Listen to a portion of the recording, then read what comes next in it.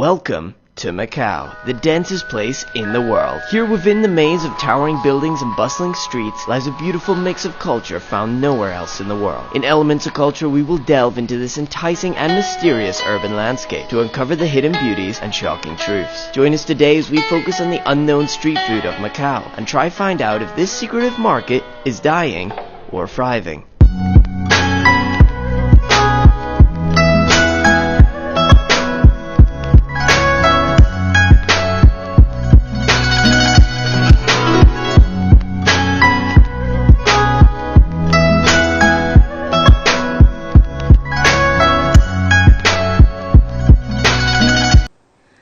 Macau is the world's largest gaming hub.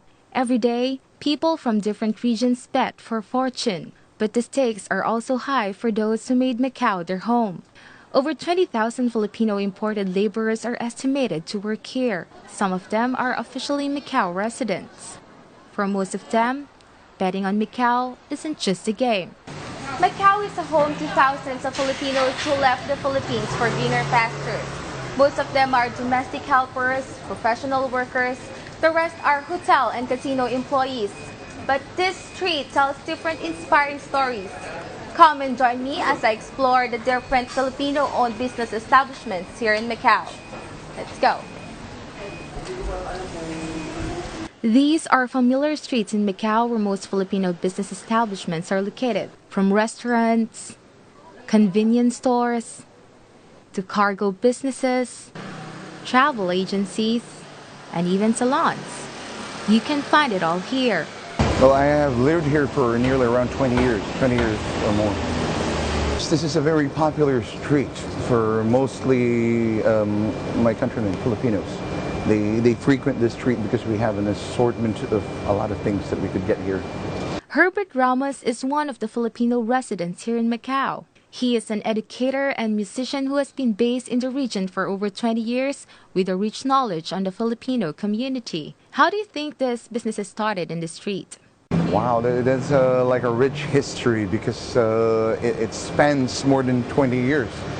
I think it accumulated in more than 2 decades already when most Filipinos frequented the streets, not only this street but also the way going up because of the mere fact that they wanted to go to church.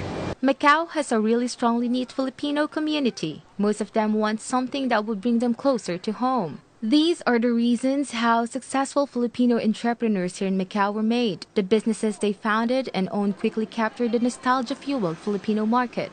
Ricky Asuncion has also been in Macau for over 20 years. He is the owner of one of the most popular Filipino eateries in the street, the Sari Manok. Actually, I have 2 businesses right now, which is my first business is the Sari Manok restaurant. We serve a typical Filipino food, like you cannot find it in Macau. You can only find it in Philippines, especially some ingredients, some of the style of cooking, and the taste is very different from taste of Macau. So that's what we bring here. Because it's cheap here and the food tastes good. Why do you eat here? The food here is so delicious. Do you like Filipino food? Yes. I like pandesal also. Now, Mr. Asuncion has also put up a new salon inspired by his wife and 3 daughters. It's the Macau discipline, the people's discipline in Macau. People in Macau, they have high discipline for themselves. I put into my mind, I want to live here. I want to raise my children here. I came here in Macau since 1992. But I work as a domestic helper first until 1996. And then my boss went to Portugal because I work as a domestic helper with a Portuguese husband and wife. I resigned, and then I work as also as an office again since 2002. And then I met my husband. We get married. And 2002, I started to open my own business. So that started my Chinoy. A year later, she decided to put up an internet shop. After another year, she expanded her business and opened 3 grocery stores in different locations and also a travel agency. People come for Filipino comfort food and solve their homesickness. We sell some. This special one, we have this special beer come from Philippines. This called the Red Horse. This one is a very famous beer in Philippines. And we also have this, the juice, the mango juice. Also come from Philippines, the guyabano, and the mango and the pineapple. And we have this also very famous sausage. This one, the Tender Josie hot dog, which is very famous in our country.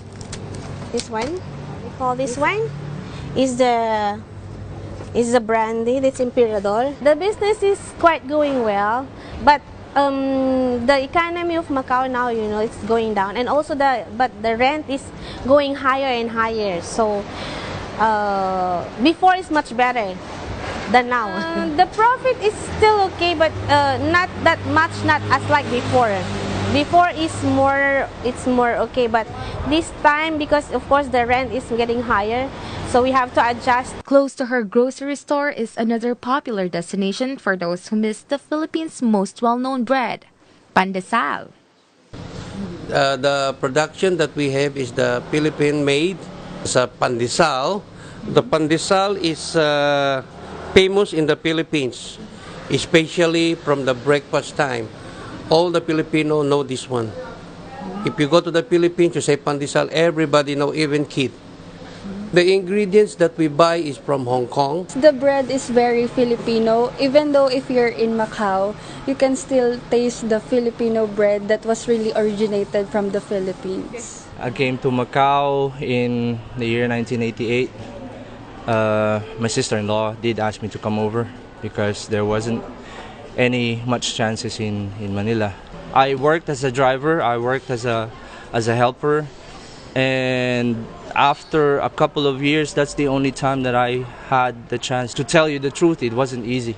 It wasn't easy. I have to put more pressure on it. I wasn't given a chance to have as much work as I needed, because as you know, this kind of a job is really kind of difficult.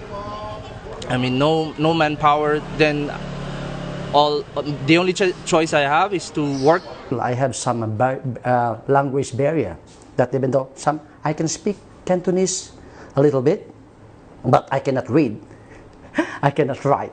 Macau government is very helpful also. They can teach us what to do, and they can tell us what's the requirement for that one, and that's it. Macau government, it's very easy. I mean, they're very good in that. We never had any problems with the Macau government. How did Macau change your life? Drastically. The thin line between optimism and wishful thinking becomes narrower when dreams fade into the background of reality. But for these Filipinos who harness their fear into faith, hard work pays. I'm Karen